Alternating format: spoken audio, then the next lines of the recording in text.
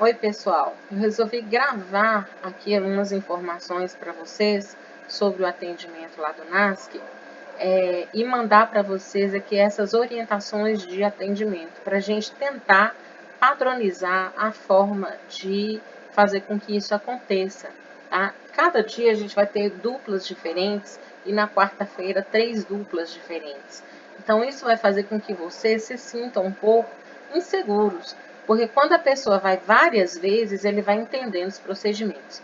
Eu só queria que vocês pensassem que o NASC, ele é tipo um escritório, né? Ele vai funcionar ali como um escritório e a gente tem vários momentos. Nós podemos estar na sala do NASC lá e aparecer uma pessoa só para perguntar qual é a lista de documentos necessários para a declaração. A gente vai entregar a listinha para eles e vai anotar o nome deles no nosso atendimento. Vai chegar a gente com documentação incompleta, quando a gente estiver conferindo, vamos dizer, ó, tá faltando esse documento, você volta amanhã com a documentação completa.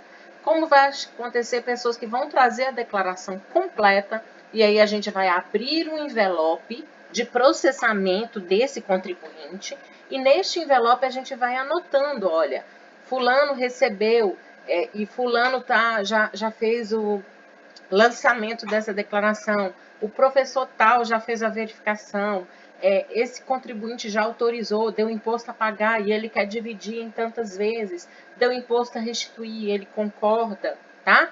Então a gente tem várias fases e essas várias fases, elas devem ser tratadas com muita tranquilidade. Então é sempre assim, recepcionar o contribuinte com cortesia, sentar num local calmo para ele. Se a sala estiver cheia, a gente coloca a cadeira lá fora para as pessoas esperarem. Só ficar no máximo 2 contribuintes, um em cada mesa sendo atendido por duplas, né? E o pessoal tem que esperar mesmo, porque isso aqui é um aprendizado. Se é um aprendizado, não vai ser feito correndo, né? Cada um tem um tempo, uma forma, então a gente vai falar baixo, a gente não vai exaltar. Quando a gente não souber uma resposta, a gente anota a pergunta, anota o telefone dessa pessoa, e aí a gente vai procurar um professor, solucionar esse problema, telefonar para essa pessoa e resolver o problema dela, sempre com discrição e sigilo. Como é um serviço de extensão, a gente tem anexos que a gente precisa todos os dias assinar. Os professores assinam o anexo, os alunos assinam o anexo e o público que vai lá também assina o anexo. Se a pessoa chegar só na porta para fazer uma perguntinha, a gente colhe o nome dela nessa folha e ela dá uma assinadinha, porque é um atendimento. Se ela veio buscar a lista de documentos, se ela veio tirar uma dúvida, tudo a gente registra, porque a Pró-Reitoria de Extensão quer saber assim, quantas pessoas que nós atendemos. Então, num atendimento igual foi hoje, no primeiro dia, uma pessoa foi lá pegar a lista de documentos, é um atendimento. Outra pessoa já foi lá com os documentos e já foi feita a declaração dele entregue. Tudo no mesmo dia porque estava tranquilo. Também é outro atendimento, tá? A ficha de atendimento, vocês vão ver que ela tem um controle lá, ponta a ponta, a gente vai perguntando. Você tem aluguéis? Não, não tem casa alugada. Você tem esse recebimento? Não, você tem bolsa. Não, a pessoa é que vai respondendo para a gente está aprendendo. E ele também, como contribuinte, ele também está aprendendo quais são os ganhos, quais são os pagamentos, quais são as formas que ele tem no movimentação do patrimônio dele, que ele precisa se preocupar para a Receita Federal, tá? Então, depois que a pessoa preencheu a ficha de documentos, de atendimento, tá tudo ok, ele trouxe todos os documentos, não tem nada faltando, a gente vai abrir um envelope de processamento. O envelope vai ter o nome dele, quem recebeu, e toda a documentação dele vai estar dentro desse envelope, e a gente vai arrumar essa documentação dentro, sempre na seguinte ordem: os documentos pessoais, todos os recebimentos dele, depois todos os pagamentos que ele fez, os extratos bancários que ele trouxe e a documentação que ele tem de bens patrimoniais, aquisição ou venda de bens. Se você pegar um envelope e tiver tudo bagunçado, você já arruma nessa ordem, coloca o clips para ficar arrumadinho nessa ordem, tá? Aqui algumas dicas, né?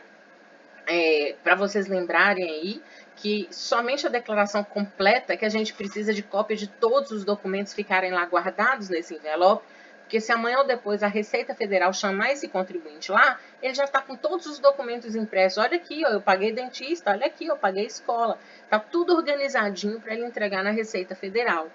Agora, se a pessoa for fazer declaração simplificada, ele não precisa comprovar nada, porque o governo vai dar para ele né? Somente 20% de desconto na declaração e pronto. Tem gente que chega lá, por exemplo, com informe de rendimentos, e ele teve só retenção de imposto de renda de R$ 200, ele quer só receber esse valor. Então, ele não precisa daquele aparato todo de documentação. Ele vai fazer uma declaração simples para tentar restituir esse valor, tá? E aqui eu coloquei, né, os dados, os comprovantes, os dependentes, os pagamentos e as doações que foram realizadas, tudo que a gente precisa preocupar. Tem gente que traz a nota fiscal, o recibo do médico, sem o CPF do médico, não dá para lançar, né? Precisa ter o nome do médico, o CPF dele, o CNPJ na nota fiscal, tem que estar tudo ok. Até quando ele fez pagamento por transferência de Pix ou transferência bancária, ele precisa dos dados do médico, do dentista, do psicólogo, para ele poder lançar na declaração, senão não vai, tá? A relação de bens aqui, né, toda a informação, lembrar sempre o contribuinte que o valor que está lançado na declaração dele não muda. O bem patrimonial dele não aumenta, não valoriza e também não deprecia. É o valor que está lá que vai ser sempre lançado. Agora, se eu tenho um imóvel e eu fiz benfeitorias nesse imóvel, e se eu tiver os recibos do dinheiro que eu gastei para reformar a casa, aí eu posso acrescentar esse valor lá e guardar esses recibos junto da declaração. Então, uma casa residencial de 100 mil. Aí, o ano passado, eu fiz uma reforma de 40 mil. E tenho recibos de 40 mil do pedreiro, dos tijolos que eu comprei, de tudo que eu fiz. As notas fiscais estão lá e estão dando 40 mil. Vou colocar benfeitorias no imóvel residencial de mais 40 mil. Né? Então, eu vou acrescer. Esse bem era 100, ele vai para 140. Somente neste caso, tá? Os bancos, organizar a documentação, como eu disse, né? Lembrar sempre que se você estiver digitando pela primeira vez a declaração, digite os históricos bem feitos, com a letra maiúscula, fazendo os acentos. Mas, se já tem um histórico da declaração feita anteriormente por outra pessoa e o histórico está mais ou menos mal, não está bem feito, a gente vai manter do jeito que está lá no histórico da declaração anterior. Sempre que possível, a gente melhora o histórico, né? Finalização é uma parte muito importante. Olha só, a pessoa trouxe a documentação, eu processei a declaração dela, o professor conferiu. Agora a gente tem o resultado dessa declaração, que pode dar imposto a pagar ou imposto a restituir. Nesse momento a gente telefona para ele ou ele vem pessoalmente no NASC e a gente informa para ele, olha, quantas parcelas você quer pagar seu imposto? Ele que vai dizer para mim. E aí você quer debitar esse imposto em qual banco? Ele vai dizer qual banco. Então, isso vai estar naquele envelope lá de processamento, onde ele vai escolher a forma, a gente vai anotar e vai dizer, eu conversei com fulano de tal no dia tal, e ele falou que é para fazer desse jeito. E aí a gente pode emitir a declaração dele com as parcelas que ele tem a pagar. Sempre lembrando que a primeira parcela a gente vai imprimir o DARF e vai entregar para ele. As demais, né, ele pode até colocar em débito automático, que é uma pergunta que tem lá no envelope também, tá?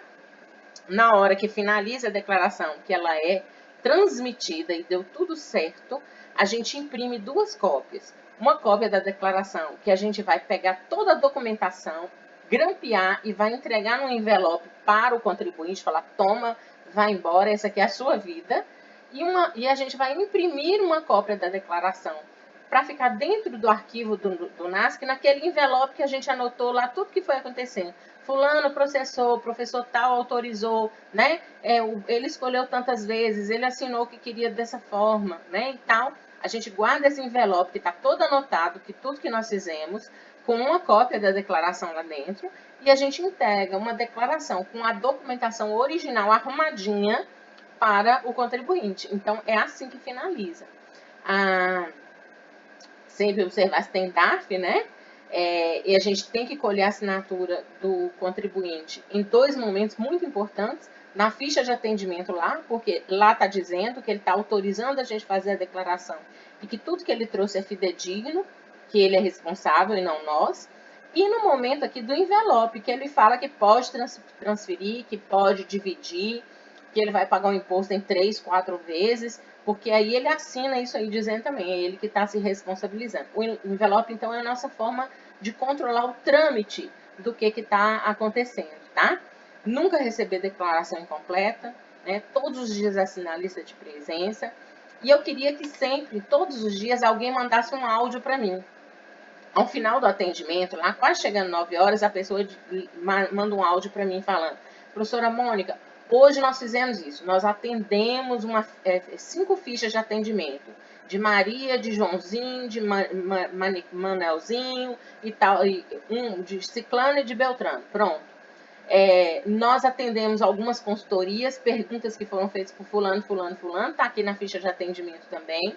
Nós processamos a declaração de Mônica, nós transmitimos, o professor Henrique estava aqui e nós transmitimos as declarações de fulano. Por quê? Porque aí eu e Henrique, ouvindo esse áudio, e o Alemandro ouvindo esse áudio, a gente vai sabendo o que está acontecendo, né?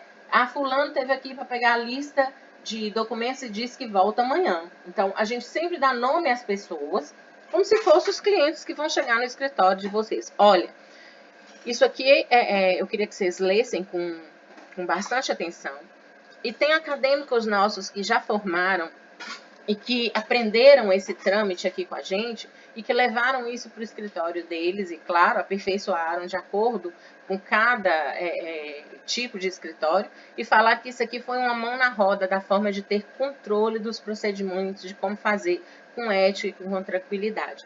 Claro que isso aqui vai ser sempre, né, a cada ano, a cada dia ou a cada momento ajustado, tá? Mas era isso e eu queria mandar isso aqui para vocês para a gente manter uma padronização, mais ou menos entender como é que é isso.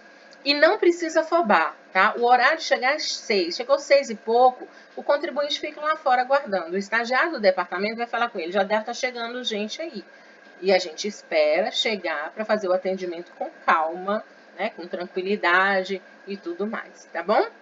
Obrigada, força e ânimo e tamo junto.